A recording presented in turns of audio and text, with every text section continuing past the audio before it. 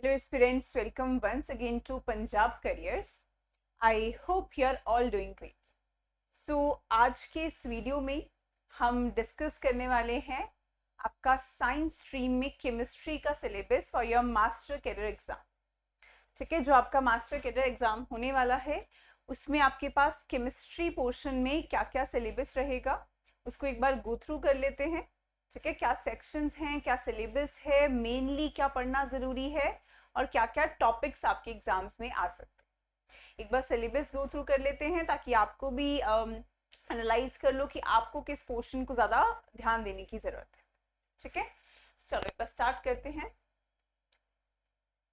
With the first section. Chemistry में आपका first section क्या है? Physical chemistry. फिजिकल केमिस्ट्री का क्या सिलेबस है एक बार चेक करते हैं।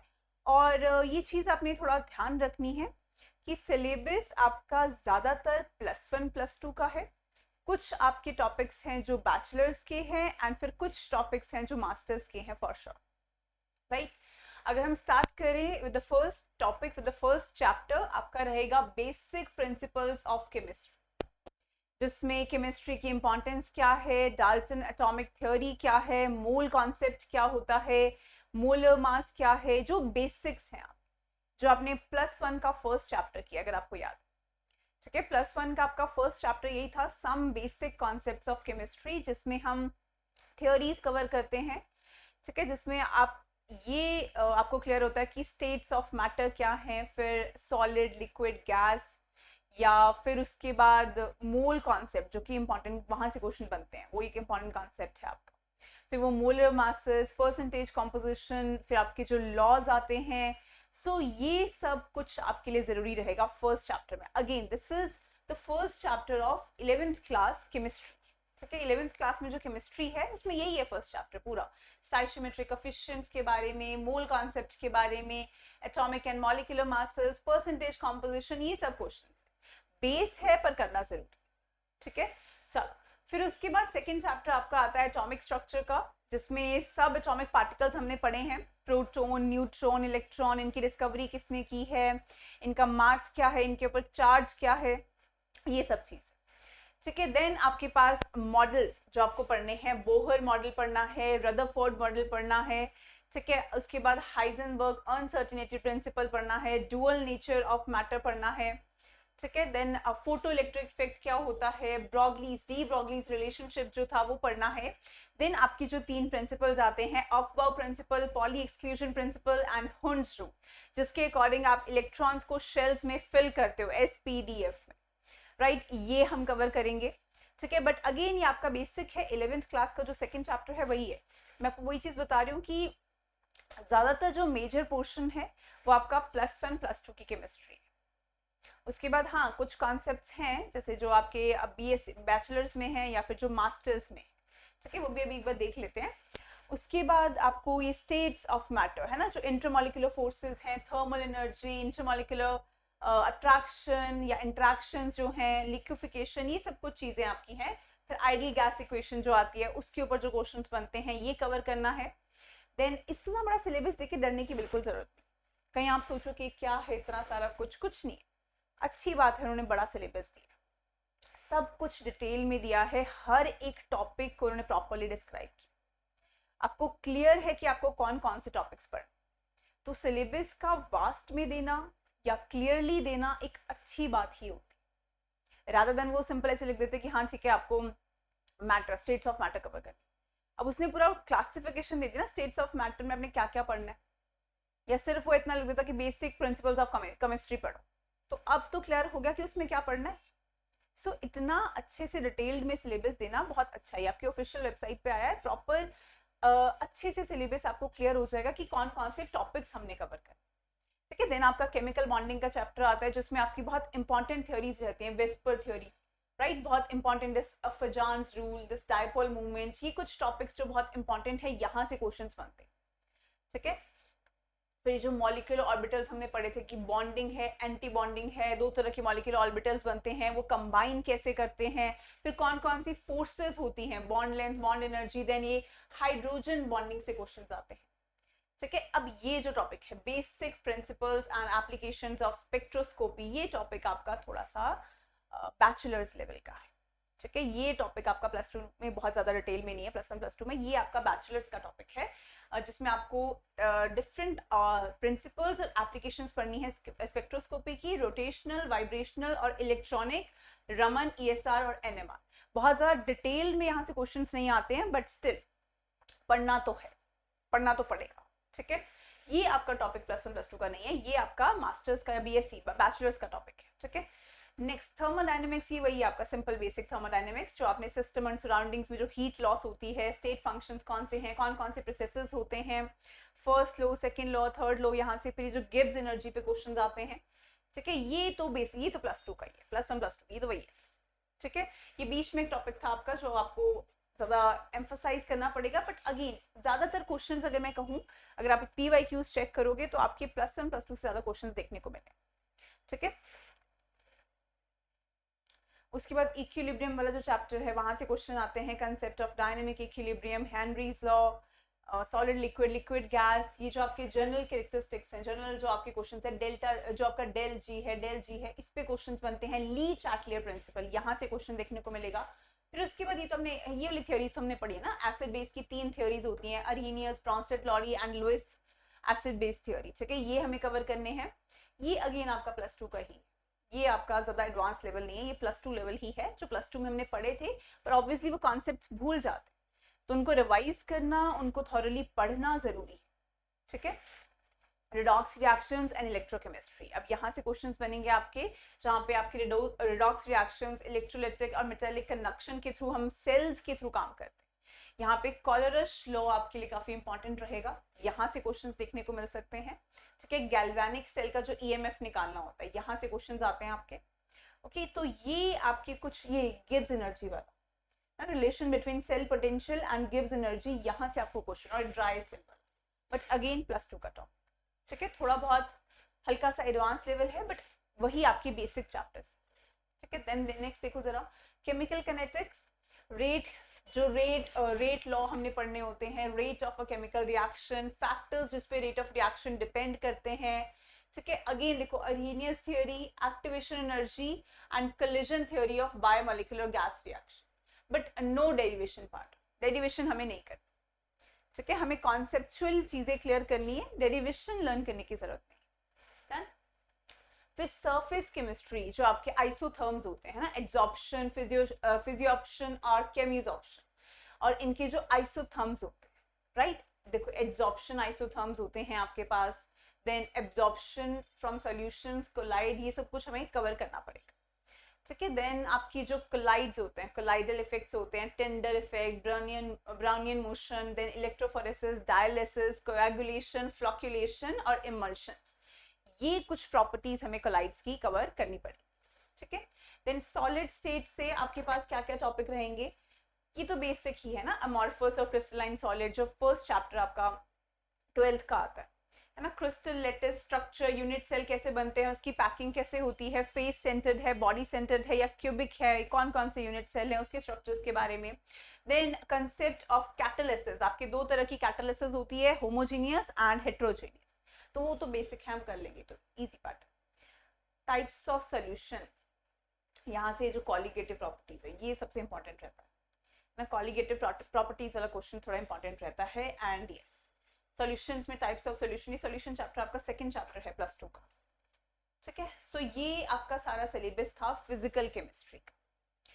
बिल्कुल ये मत सोचो कि बहुत वास्ट है, इतना सारा है, कोई बात, इतना कुछ बाहर से नहीं है, आपने पढ़ा हुआ है, आपने वो सब पढ़ के आए हो प्लस वन प्लस टू, बस वो थोड़ा सा रिवाइज करना, उसे जो कॉन्सेप्ट्स भूल गए हैं या जहाँ पे हमने रट्टे मारे थे वो याद करने की जरूरत है। ठीक है, क्योंकि ये तो ऑब्जेक्टिव क्वेश्चंस होते हैं, यहाँ रट्टे नहीं चलते है ना, एग्जाम्स में ऐसे मास्टर्स कर रहे हैं तो रट्टे देके हम लिखाते हैं आंसर बड़े बड़े, है ना, बट ये जो चीजें हैं यहाँ पे आपके कॉन्सेप्ट्स कितने क्लियर हैं, उस हिसाब से आप ऑब्जेक्टिव क्वेश्चंस को लगा सकते हो, यहाँ रट्टे नहीं चलेंगे। ठीक है, चलो सेक्शन 2 देखते हैं, इनऑर्गेनिक केमिस्ट्री का, जिसमें सबसे पहले तो आपका periodic law and periodic table आ जाएगा, डी और एफ ब्लॉक एलिमेंट्स, यहाँ से क्वेश्चन देखने को मिलते हैं। फिर आयनाइजेशन एंथैल्पी क्या होती है, इलेक्ट्रॉन गेन एंथैल्पी क्या होती है, ये सब कुछ चीजें हमें देखना पड़ेगा। ठीक है, देन आपका आता है आइसोलेशन ऑफ मेटल्स, जो आपकी मोड्स ऑफ अकरेंस होते हैं एलिमेंट्स के नेचर में, वो कैसे आते हैं, उनके ओर्स क्या हैं, एक्सट्रैक्ट कैसे करते हैं, मेटल्स को एक्सट्रैक्ट कैसे करते हैं, केमिकल और इलेक्ट्रोलिटिकल मेथड्स उनको रिफाइन करने के, उनको एक्सट्रैक्ट करने के, और कौन कौन से करने हैं आपने, एल्यूमिनियम, कॉपर, जिंक और आयरन। फिर उसके बाद thermodynamic and electrochemical principles involve in the extraction. Second part आपका पूरा का पूरा क्या है कि आपने एक्सट्रैक्ट कैसे करने हैं metals. Then hydrogen, hydrogen position, hydrogen की पोजीशन कहाँ है पीरियोडिक टेबल में। फिर आइसोटॉप्स जो होते हैं, आइसोटॉप्स, आइसोबार्स, ये सब कवर करेंगे। प्रिपरेशन कैसे होती है हाइड्रोजन की, ठीक है, हाइड्रोजन की प्रिपरेशन कैसे है, प्रॉपर्टी, पूरा चैप्टर हाइड्रोजन पे, ये वाला तो पूरा चैप्टर हाइड्रोजन पे, उसकी प्रिपरेशन, उसके रिएक्शन और उसके uses of this hydrogen peroxide, hydrogen as a fuel.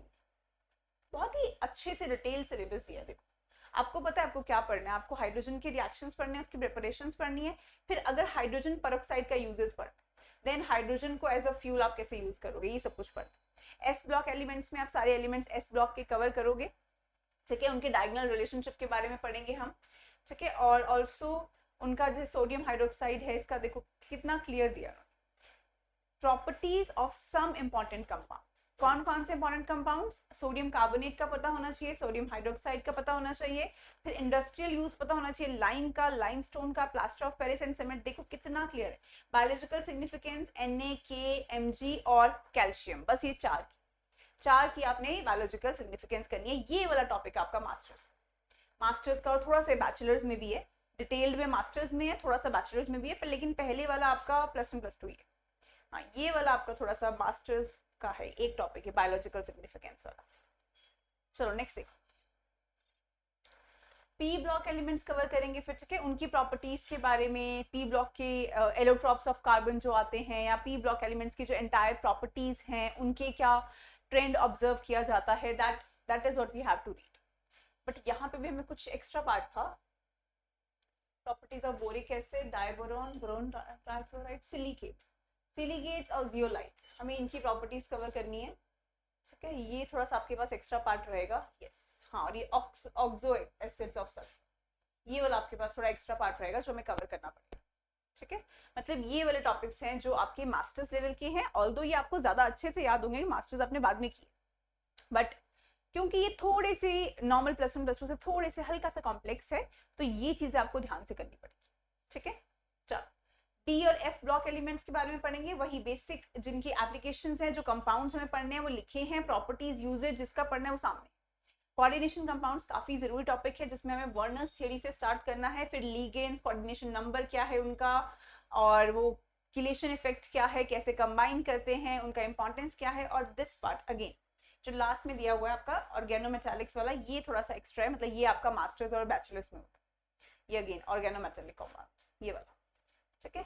चलो, बाकी आप एक बार आराम से सिलेबस देख लेना, ये हम हल्का सा डिस्कस कर रहे हैं कि क्या क्या पोर्शन हमारे पास है, वरना अदरवाइज आप ऑफिशियल वेबसाइट पे भी देख सकते हो, इस वीडियो में भी देख सकते हो, ठीक है, पॉज करके वीडियो को भी एनालाइज कर सकते हो। फिर एनवायरमेंटल केमिस्ट्री हमारे पास रहेगा, बहुत ज़्यादा डिफिकल्ट नहीं है ये, तो थोड़ा लर्निंग पोर्शन ज़्यादा है इसमें, कि कार्बन, नाइट्रोजन, सल्फर के इफेक्ट्स क्या हैं, ट्रोपोस्फेरिक और स्ट्रेटोस्फेरिक क्या क्या पॉल्यूटेंट्स होते हैं, ये पॉल्यूटेंट्स हमें थोड़े बहुत पढ़ने पड़ेंगे। इन्वायरमेंटल केमिस्ट्री एक छोटा सा पार्ट होता है आपका मास्टर्स में, ठीक है, आपने किया होगा वो, तो इन्वायरमेंटल केमिस्ट्री आपका मास्टर्स का पार्ट है, बट येस हमें कवर तो करना है, ठीक है। नेक्स्ट, फिर वही चीज कॉन्टिन्यूशन में है, प्रिवेंशन कैसे करेंगे स्ट्रेटोस्फेरिक पोल्यूशन की, ये सब आपका इन्वायरमेंटल केमिस्ट्री का पार्ट है यहाँ तक, ठीक है।